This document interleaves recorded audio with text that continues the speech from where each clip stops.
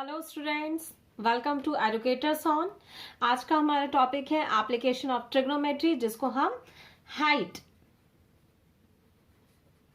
And distances के नाम से भी जानते हैं।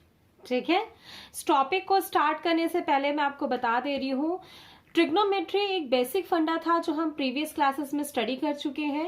एप्लीकेशन ऑफ ट्रिग्नोमेट्री ये प्रैक्टिकल लाइफ पे बेस्ड होता है। ठीक है, प्रैक्टिकल लाइफ में हम जो भी चीज स्टडी करते हैं, जैसे वो चीजें जो काफी दूर हैं, वो चीजें जिनकी हाइट या डिस्टेंस हम नॉर्मल टेपिंग मेजरमेंट ये सब से नहीं कर सकते हैं, तो हम उसके लिए एप्लीकेशन ऑफ ट्रिग्नोमेट्री का यूज करते हैं। दूर से हम कुछ चीजों, कुछ पैरामीटर के बेस्ड उनकी हाइट और डिस्टेंस निकाल लेते हैं। मैं एग्जांपल देती हूं ये कैसे कैसे होता है। एप्लीकेशन ऑफ ट्रिग्नोमेट्री, इसका मैं एक एग्जांपल बताती हूँ कहाँ यूज होता है। ओशियनोग्राफी आप जानते हैं, ओशियनोग्राफी क्या होता है?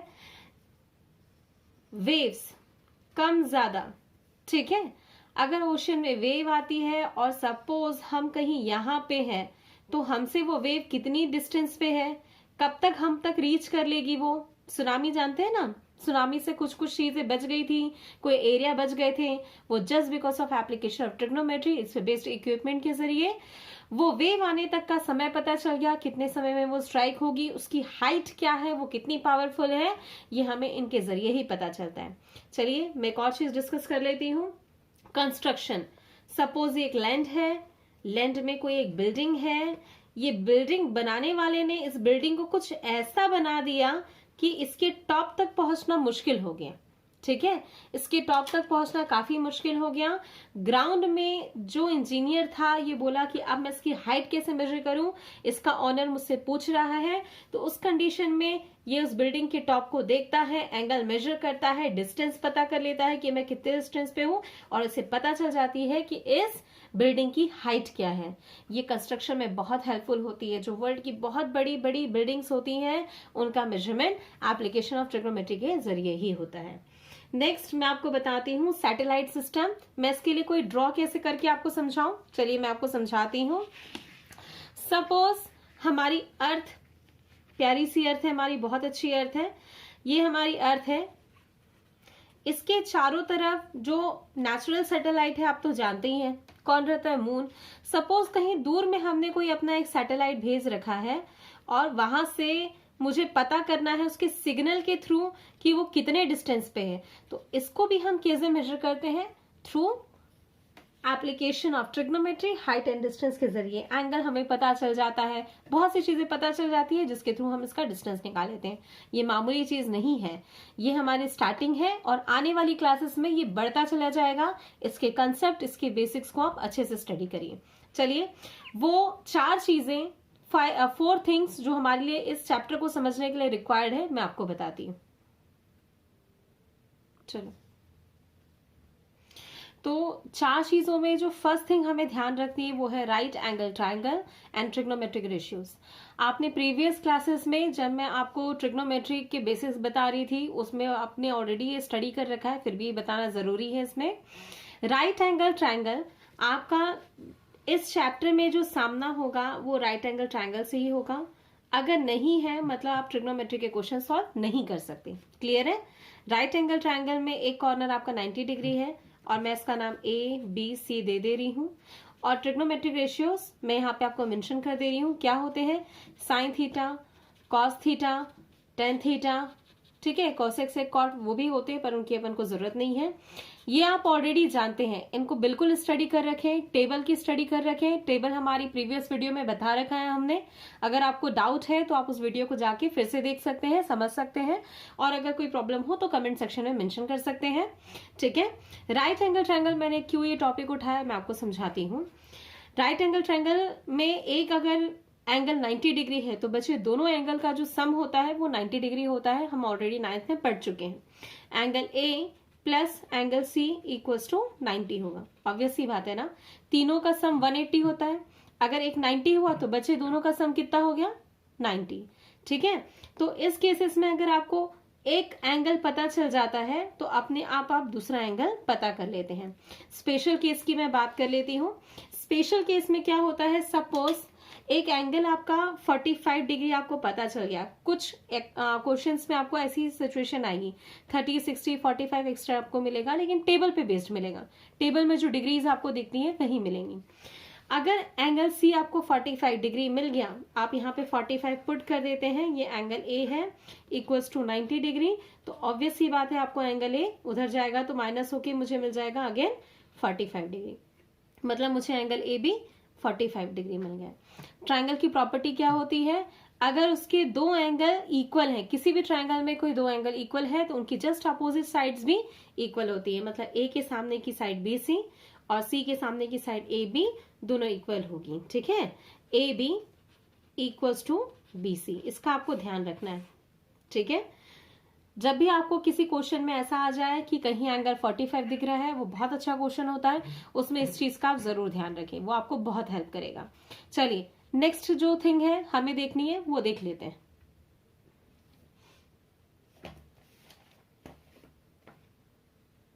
सेकेंड थिंग जो हमें देखनी है वो है angle of elevation.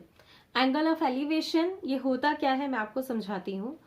Trigonometric applications में जब आप देखेंगे कोई भी क्वेश्चन तो उसमें आपको एक ऑब्जर्वर नजर आएगा या कोई पॉइंट की बात की जाएगी जिसके ऊपर कोई ऑब्जेक्ट कहीं भी आपको कहा जाएगा। मैं आपको ये सिचुएशन बता देती हूँ। सपोज कोई ऑब्जर्वर है, ठीक है, ये कौन है, ऑब्जर्वर। ऑब्जर्वर क्या होता है, जो पर्सन किसी चीज को देखे। कोई पर्सन की जब तक बात की जाए तो आप उसे पर्टिकुलर ऑब्जर्वर में समझिएगा, ऑब्जेक्ट भी हो सकता है, लेकिन जहां कोई पर्सन की बात कर दिया है मतलब वो ऑब्जर्वर है। कई बार ऑब्जर्वर की जगह कोई पॉइंट, कोई कार ऐसी भी हो सकती है, तो बहुत सोच समझ के हमको क्वेश्चन सॉल्व करने हैं। मैं आपको ऑब्जर्वर के केस में एंगल ऑफ एलिवेशन समझाती हूँ। ऑब्जर्वर सपोज इस पोजिशन पे है, वो अपने से ऊपर कहीं भी किसी ऑब्जेक्ट को देखे तब सिचुएशन जनरेट होती है एंगल ऑफ एलिवेशन की। सपोज ऑब्जर्वर यहाँ है, ऑब्जेक्ट कहीं ऊपर में है, मैं ऑब्जेक्ट की पोजीशन अभी आपको बताती हूँ कि यहाँ पे ऑब्जेक्ट है, ठीक है। यहाँ पे कौन है, ऑब्जेक्ट। ऑब्जेक्ट क्या चीज, जिसे ये ऑब्जर्वर देख रहा है। सपोज यहाँ पे आप खड़े हैं, ऑब्जेक्ट ऊपर पे किसी बिल्डिंग पे कोई चॉकलेट खा रहा है, आपको चॉकलेट बहुत पसंद आ रही है तो आपने देख ली, देखने में तो कोई बुराई नहीं है, मिलेगी नहीं, बात अलग है। तो ऑब्जर्वर यहाँ पे है, ऑब्जेक्ट ऊपर कहीं पे है, बेचारा उसे देख रहा है तो किसी ना किसी लाइन के थ्रू तो देखेगा ना। हम जब भी किसी चीज को देखते हैं तो स्ट्रेट लाइन में देखते हैं, कभी हम आड़ा टेढ़ा देख सकते हैं क्या, नहीं, ये नेचुरली पॉसिबल नहीं है। तो ऑब्जर्वर जब किसी ऑब्जेक्ट को देखता है तो हम उसे लाइन ऑफ साइट बोलते हैं। क्या बोलते हैं, line of site. Line of site का मतलब क्या होता है, वो लाइन जिसके थ्रू ऑब्जर्वर किसी ऑब्जेक्ट को देखता है। क्लियर है। अब ऑब्जर्वर कहीं तो खड़ा होगा। इस केस में जब मैं एंगल ऑफ एलिवेशन आपको समझा रही हूं, ऑब्जर्वर लैंड पे खड़ा हो सकता है, ग्राउंड पे खड़ा हो सकता है, किसी भी फ्लोर पे खड़ा हो सकता है, लेकिन वो किसी ना किसी स्टेबल चीज पे खड़ा होगा। तो मैं आपको बता दे रही हूँ कि ऑब्जर्वर कहाँ खड़ा है, किसी लैंड पे खड़ा है। मैं जिस सिचुएशन पे आपको बता रही हूँ उस सिचुएशन में ऑब्जर्वर किसी लैंड पे खड़ा है। लैंड थोड़ा रफ होता है इसलिए मैंने इसको आड़ा टेढ़ा बनाया। आप इसको स्मूथ बनाइएगा, एग्जाम में जब क्वेश्चन बनाएंगे तो अच्छा दिखना चाहिए। ऑब्जर्वर यहाँ है, ऑब्जेक्ट यहाँ है, जिस लाइन के थ्रू वो देख रहा है वो लाइन ऑफ साइट हो गई। तो अब मुझे ट्रिग्नोमेट्री, मैंने अभी आपको फर्स्ट पॉइंट जो बताया था कि हमको ट्राइंगल की जरूरत है, राइट एंगल ट्राइंगल की जरूरत है। नहीं बनेगा तो हम कैसे इसको क्वेश्चन सॉल्व कर पाएंगे, इसलिए मैं राइट एंगल ट्राइंगल बनाती हूँ। आप समझ ही गए होंगे सिचुएशन को देख के कैसे बनेगी। अगर मैं ऑब्जेक्ट से एक परपेंडिकुलर लाइन लैंड पे, ये लैंड है हमारा, ठीक है, मैं लैंड पे इसको ड्रॉ करती हूं और देखती हूं कि परपेंडिकुलर बनाने से राइट एंगल ट्राइंगल की जगह मुझे नजर आ रहा है। तो अब ये डायग्राम, ये ड्रॉ रेडी है हमारे क्वेश्चन को सॉल्व करने के लिए। ध्यान से समझिएगा। ऑब्जर्वर था, ऑब्जेक्ट ऊपर ही होना चाहिए, अदरवाइज एंगल ऑफ एलिवेशन नहीं बन सकता। ऑब्जेक्ट ऊपर है, जिस लाइन के थ्रू उसने देखा वो लाइन ऑफ साइट हो गई। ग्राउंड पे जो था, जिसको मैंने लैंड कहा, जो लाइन की सिचुएशन आपको समझा रहा था, ये एक्चुअल में ऑब्जर्वर की आंखों से देखने वाली एक हॉरिजॉन्टल लाइन है। हॉरिजॉन्टल लाइन, हॉरिजॉन्टल लेवल आप स्टडी किए होंगे, नहीं किए तो मैं बता दे रही हूँ। हॉरिजॉन्टल लेवल या तो लैंड को ही कहा जाएगा या तो ग्राउंड को ही कहा जाएगा, या तो फ्लोर को ही कहा जाएगा जिस पे भी वो खड़ा हो, या फिर हॉरिजॉन्टल लेवल उसके पैरेलल एक लाइन होगी। क्लियर है? लाइन के पैरेलल कोई लाइन होगी। इसमें सिचुएशन में ऑब्जर्वर की हाइट दी रहती है। ठीक है, अगर ऑब्जर्वर की हाइट नहीं दी है तो ऑब्जर्वर एक पॉइंट साइज का शेप्ड कोई मतलब कोई ऑब्जेक्ट होगा, कोई भी चीज होगी। ठीक है, तो ये आप समझ चुके होंगे कि अब मैं इस लैंड को क्या कहूंगी, हॉरिजॉन्टल लेवल। ये बताना जरूरी था, ऑब्जर्वर से ही हॉरिजॉन्टल लेवल होता है, ऑब्जेक्ट से कभी नहीं होता। कभी भी ऐसी मिस्टेक नहीं कीजिएगा। अब जो एंगल फॉर्म होने वाला है ये एंगल ही आपका कहलाएगा, ये थीटा एंगल आपका हो गया क्या, angle of elevation. Angle of elevation हमेशा लाइन ऑफ साइट और हॉरिजॉन्टल लेवल के बीच का एंगल होता है। ये एंगल आप सोच रहे होंगे, भूल के गलती मत कीजिएगा। ऑब्जर्वर के पास ही एंगल बनेगा, जो भी एंगल बनेगा हमेशा ऑब्जर्वर के पास ही बनेगा, और लाइन ऑफ साइट और हॉरिजॉन्टल लेवल की जो लाइन रहेगी उसके बीच ही बनेगा। इसी एंगल को हम एंगल ऑफ एलिवेशन कहेंगे। क्लियर है? केस में क्या जरूरी है, ऑब्जेक्ट ऊपर होना चाहिए। चलिए हम नेक्स्ट टॉपिक की तरफ बढ़ते हैं। Angle of depression. Angle of depression क्या होता है? थोड़ी देर पहले हम समझते हैं कि एंगल ऑफ एलिवेशन क्या होता है, अब हम समझेंगे कि एंगल ऑफ डिप्रेशन क्या होता है। सपोज ऑब्जर्वर यहाँ पे है, ये कहाँ पे है ऑब्जर्वर, इस पॉइंट को मैंने ऑब्जर्वर कह दिया, ऑब्जर्वर। ठीक है, अब इस केस में क्या होता है, ऑब्जेक्ट नीचे होना चाहिए, ऑब्जर्वर के नीचे कहीं भी होना चाहिए। तो मैं यहाँ पे ऑब्जेक्ट ले लेती हूँ, ये आपका ऑब्जेक्ट हो गया। ठीक है, अभी जब मैंने आपको बताया एंगल ऑफ एलिवेशन, उसमें मेंशन किया था कि ऑब्जर्वर के ऊपर कहीं ऑब्जेक्ट होगा। एंगल ऑफ डिप्रेशन में ऑब्जर्वर के नीचे कहीं ऑब्जेक्ट होगा। यहीं पे स्टूडेंट फंस जाते हैं। जब क्वेश्चन आता है तो हमको तो समझ ही नहीं आता कि उसने क्या बताया, एंगल ऑफ एलिवेशन बताया क्या एंगल ऑफ डिप्रेशन बताया। कई बार टीचर्स हम कह देते हैं कि चलो ऐसा ही हो जाएगा, कई बार स्टूडेंट से भी प्रॉब्लम हो जाती है, हाँ ट्रायंगल ही तो बनाना है, पर ऐसा नहीं होता। क्या होता है, जब हम एंगल ऑफ डिप्रेशन बनाते हैं तो हमको मेंशन करना पड़ता है कि वो किस पोजीशन पे बना, तब हम ट्रायंगल बनाएंगे तो हमें चलेगा। चलिए स्टार्ट करते हैं। जैसे ऑब्जर्वर ऊपर है, ऑब्जेक्ट नीचे है, लाइन ऑफ साइट जरूर बनेगी। तो मैं आपको लाइन ऑफ साइट बना के बता दे रही हूं क्या होगी। ऑब्वियसली बात है ना, ऑब्जर्वर ऊपर है, ऑब्जेक्ट को देखेगा तो किसी स्ट्रेट लाइन के थ्रू देखेगा, तो ये लाइन आपकी क्या हो गई, line of site, line of site. Clear है? अब आप मुझे बताइए कि ग्राउंड लेवल क्या है, ग्राउंड कहां पे है, ऑब्जर्वर कहीं ऊपर है।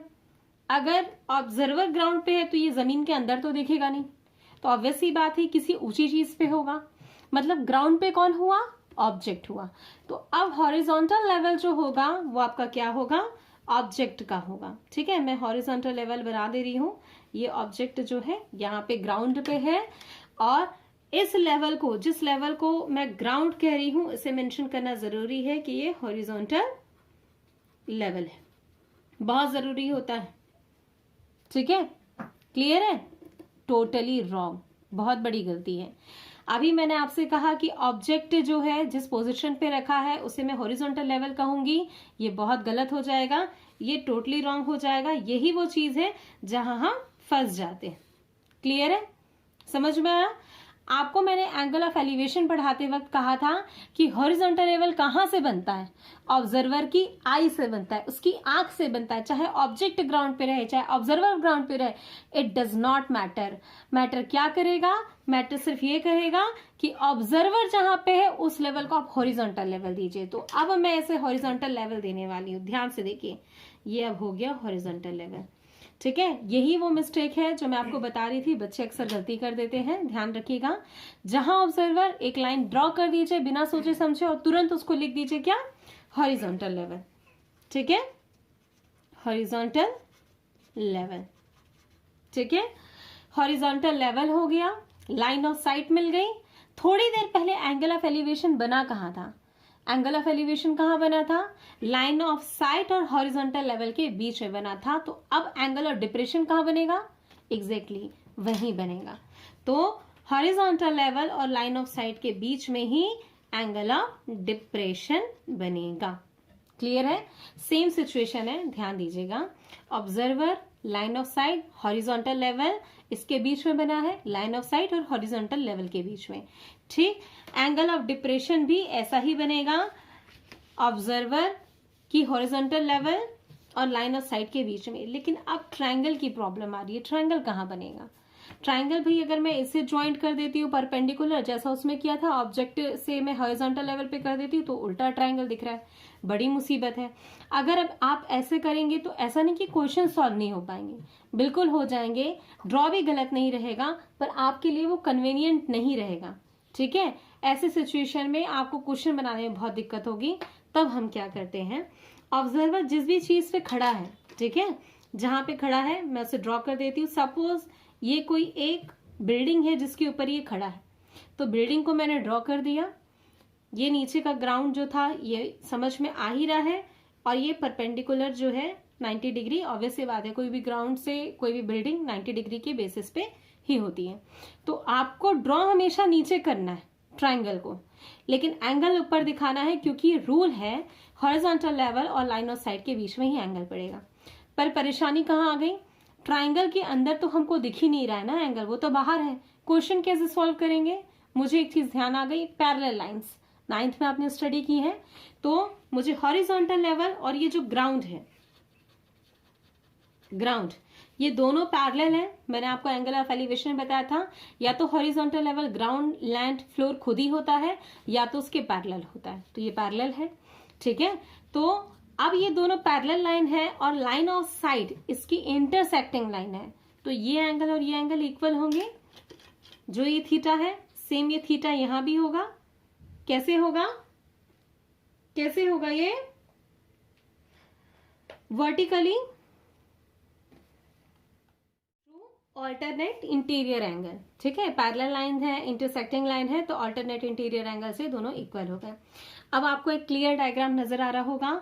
एक राइट एंगल ट्रायंगल है जिसमें एक एंगल आपको मेंशन है, ऑब्जर्वर ऊपर है, ऑब्जेक्ट नीचे है, और अब इस ट्रायंगल में हम ट्रिग्नोमेट्री को यूज कर सकते हैं, अप्लाई कर सकते हैं, और एप्लीकेशन ऑफ ट्रिग्नोमेट्री के क्वेश्चंस को भी सॉल्व कर सकते हैं। मैं दोनों टॉपिक एक बार आपको फिर से समझा रही हूँ क्लियर। ऑब्जर्वर नीचे है, ऑब्जेक्ट ऊपर है, एंगल ऑफ एलिवेशन, और ऑब्जर्वर ऊपर है, ऑब्जेक्ट नीचे है, तो एंगल ऑफ डिप्रेशन। चलिए हम नेक्स्ट केस की तरफ चलते हैं। तो क्वेश्चन सॉल्व करने के समय हमें कैसे कैसे केसेस आएंगे, किन किन चीजों से हमें डील करना पड़ेगा, वो कुछ केसेस मैं आज आपको समझा रही हूँ। केसेस में फर्स्ट केस आएगा ट्री का, पोल का, किसी मीनार का, जब वो कहीं से टूट जाए, ब्रेक हो जाए और जमीन पे गिर जाए। ऐसे में क्या होगा मैं आपको समझाती हूँ। कोई ट्री है, खूब तेज हवाएं चली, साइक्लोन आया, कुछ भी हुआ, तो उसमें ये ब्रेक हुआ हो और टच कर गया ग्राउंड को। हमको ध्यान रखना है कि ट्री का जो हाफ होता है उससे थोड़े कम लेवल पे इसको ब्रेक करना है। ऊपर वाला पार्ट ज्यादा होना चाहिए, नीचे वाला पार्ट कम होना चाहिए। जब जाके अगर ये ब्रेक होगा तो ग्राउंड को टच करेगा। अगर गलती से हमने ऊपर दिखा दिया और फिर बाद में उसे अलग से दिखा रहे हैं तो ये प्रॉब्लम होगी, आपको ही मिस्टेक होगी। प्रैक्टिकली ऐसा ही होता है। कोई बड़ी चीज अगर टूटती है, किसी पेड़ की, किसी भी चीज की ऊपर की पार्ट, तो वो नीचे आके टच होती है। मतलब ये नजर हमें कैसा आएगा, ये जो छोटा सा पार्ट नीचे का है ये ऐसा ही रह जाएगा, और जो ऊपर वाला पार्ट है जो मैंने यहां से आपको बताया ब्रेक करके गिरा है, वो यहां पे आपको दिखेगा। क्लियर है? आपका ड्रॉ कुछ ऐसा आएगा। हमको ध्यान रखना है कभी भी कुछ ऐसी चीज टूटी तो ब्रेक आप करके दिखाएंगे, ऊपर वाले पार्ट को ज्यादा, नीचे वाले को कम। जब ये ऐसा गिर गया तो मुझे एक ट्रायंगल नजर आया। कैसा ट्रायंगल नजर आया? एग्जैक्टली राइट एंगल ट्रायंगल नजर आया। तो जिस एंगल के थ्रू ये ग्राउंड को टच कर रहा है, इस लाइन को टच कर रहा है, ट्री का जो टॉप पार्ट रहता है, ये एंगल थीटा होगा। इसकी वैल्यू या तो आपको गिवन होगी, या तो आपको किस हाइट से टूटा है कुछ ऐसा गिवन रहेगा जिससे आप कैलकुलेशन कर सकें। ये टाइप मैंने आपको क्यों बताया, ये केस आपको क्यों बताया, ध्यान रखिएगा। ट्री की हाइट ओरिजिनल तो उसके रूट या ग्राउंड लेवल से उसके टिप्स या पेड़ पत्तियों तक रहती है, ठीक है। इस पूरे को हम हाइट h कहेंगे, लेकिन उसके जो ब्रोकन पार्ट्स हैं उसको भी आपको नाम देना होगा। तो आप इसे एक्स वाई या कुछ भी दे सकते हैं, और इस चीज को आपको इस डायग्राम में दोबारा मेंशन करना पड़ेगा। जो अपर पार्ट है वो ग्राउंड को छू रहा है, मतलब ये वाला पार्ट आपका एक्स हुआ, जो लोअर पार्ट था वो बिल्कुल स्टैंडिंग पोजिशन पे है, ये वाई हुआ, और इस केस में आपकी हाइट एच हो जाती है एक्स प्लस वाई। ध्यान दीजिए एच जो है वो एक्स और वाई को ऐड करने से मिल रही है। ये आपका फर्स्ट केस हुआ जिसको आपको ध्यान रखना है। चलिए नेक्स्ट केस में हम देखते हैं। नेक्स्ट केस क्या होगा हमारे लिए। सेकेंड केस होता है, चाहे एंगल ऑफ एलिवेशन का हो चाहे एंगल ऑफ डिप्रेशन का हो, कब, जब कोई बिल्डिंग, पोल, मीनार कुछ भी रहे, मैंने बिल्डिंग यूज की है, इजिली समझ में आता है, उसके सामने कोई ऑब्जेक्ट रनिंग मोड में हो और आ रहा हो, या कोई दो स्टैंडिंग अलग अलग ऑब्जेक्ट्स हो, तो उस केस में क्या होगा, चाहे कार हो चाहे कोई पर्सन हो, किसी बिल्डिंग के टूवर्ड्स आ रहा हो या किसी बिल्डिंग से दूर जा रहा हो, going away from the building. Clear है। या तो कोई दो अलग अलग ऑब्जेक्ट हो तो भी हमें ऐसी ही ड्राइंग बनानी पड़ती है, ऐसी ही सिचुएशन हमारे सामने आती है। मैं आपको समझाती हूँ दोनों case, angle of elevation, angle of depression. होगा क्या, सपोज एक कार है जो फिलहाल इस पोजीशन पे है, मैं इसे पॉइंट 1 देती हूँ, ये पहले पॉइंट 1 पे है। ये कार बिल्डिंग की तरफ आ रही है, coming towards the building, towards मतलब पास आना, उसकी डायरेक्शन हुई इस तरफ, ठीक है, टूवर्ड्स द बिल्डिंग। अब वो इस तरफ आ रही है, एक समय ऐसा आता है कि वो सेकंड पॉइंट पे आ जाती है। दोनों पॉइंट के बारे में आपको जरूर इंफॉर्मेशन देगा। कोई पर्सन ऊपर बैठा है, कार बिल्डिंग के एकदम कॉर्नर टॉप पे बैठा है, आप उसे यहीं बनाएंगे, बीच में कहीं बनाएंगे, कैलकुलेशन में, ड्राइंग में आपको ही प्रॉब्लम आएगी, बेटर है आप यहीं बनाइएगा। कार का ड्राइवर जब इस स्टूडेंट को देखता है, यह बच्चे को देखता है ऊपर, तब उसका एक एंगल फॉर्म होता है। मैं इसे ड्रॉ कर देती हूँ। इस समय जो एंगल फॉर्म होता है मैं इसे θ1 देती हूँ। क्लियर है। अब जब ये कार आगे बढ़ती है तब ये ड्राइवर फिर से उस बच्चे को देखता है, तब कौन सा एंगल फॉर्म होता है उसकी आई से उस बच्चे की तरफ, मैं इसे नाम दे देती हूँ θ2।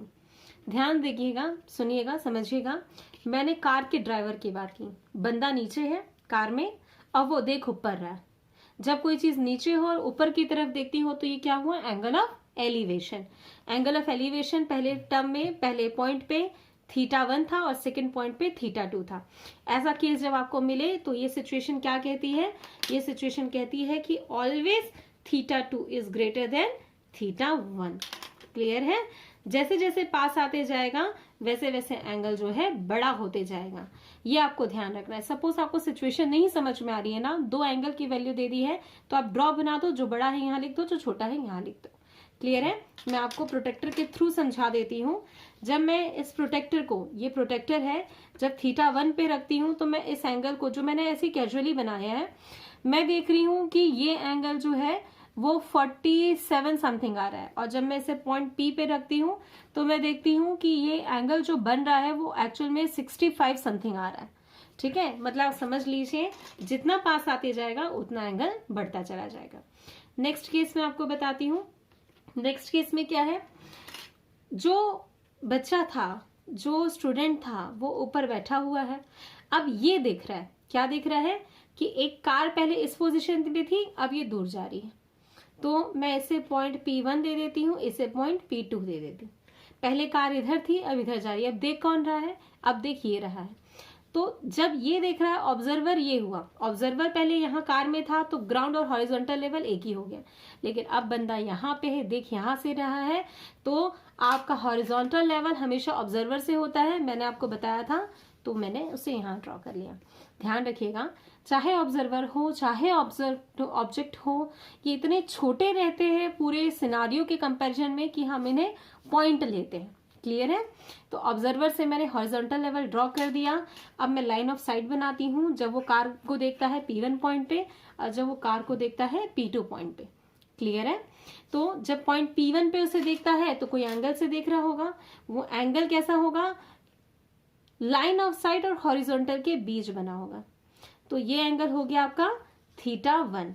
अगर ये एंगल θ1 है तो ये भी क्या हो जाएगा, θ1। कैसे हो जाएगा, अल्टरनेट इंटीरियर एंगल से।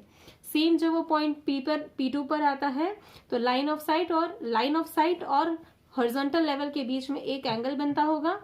क्लियर है? इस एंगल को मैं क्या दूंगी, θ2। तो θ2 यहाँ पे है तो यहाँ पे भी θ2 बनेगा। कैसे? Alternate interior angle. ठीक है, दोनों मैंने आपको बता दिया है, ये बनाना आपको जरूरी है। यही वो चीज है ना जिससे हम बुरे फंसते हैं। अगर आपसे ड्रॉ नहीं बनता है तो कोई प्रॉब्लम नहीं है। लाइन ऑफ साइट बनाई ना तो पहली वाली लाइन ऑफ साइट से फटाक से कर्व बना दो हॉरिजॉन्टल लेवल पे, दूसरी वाली लाइन ऑफ साइट से फटाक से कर्व बना दो हॉरिजॉन्टल लेवल से, और नीचे भी ऐसे ऐसे कर दो। नहीं बनेगा तो क्या करेंगे, कुछ ना कुछ तो करना ही पड़ेगा। आप ऐसे ही कर दीजिएगा। जो सिचुएशन यहाँ थी वही सिचुएशन यहाँ पे है। ये एंगल ज्यादा होगा, ये एंगल कम होगा। जैसे जैसे बिल्डिंग के पास आप आएंगे एंगल बढ़ता जाता है, और जैसे जैसे बिल्डिंग से आप दूर जाएंगे एंगल कम होता जाता है। इस सिचुएशन में भी जो आपका θ1 है ये बड़ा होगा θ2 से, मतलब पास वाला एंगल बड़ा है दूर वाले से।